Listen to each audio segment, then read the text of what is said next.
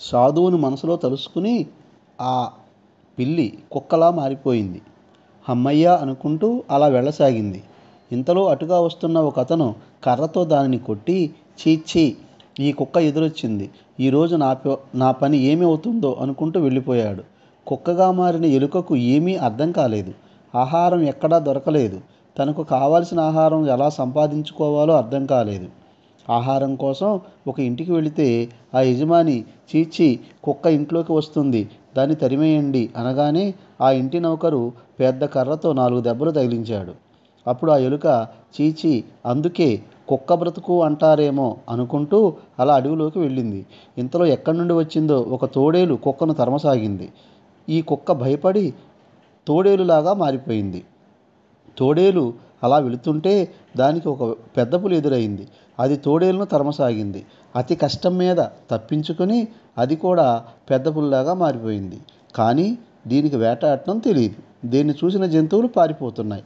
2 రోజుల నుంచి ఆహారం లేక కృషించి నీరసించిపోయింది. అలా నీరసంగా ఓ కొండ గుహలోకి వెళ్ళింది.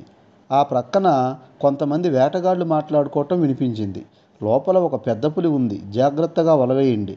అది ఎప్పుడైతే కొండ గుహలోంచి బయటికి వస్తుందో అప్పుడే వలతో ఆ పెద్ద పులిని పట్టుకునేలాగా పగడ్బందీగా వలవేయండి అన్నాడు ఒకతను. మరొకతను, ఎందుకు మనమే గుహలోకి వెళ్ళి పట్టుకుందాం అన్నాడు.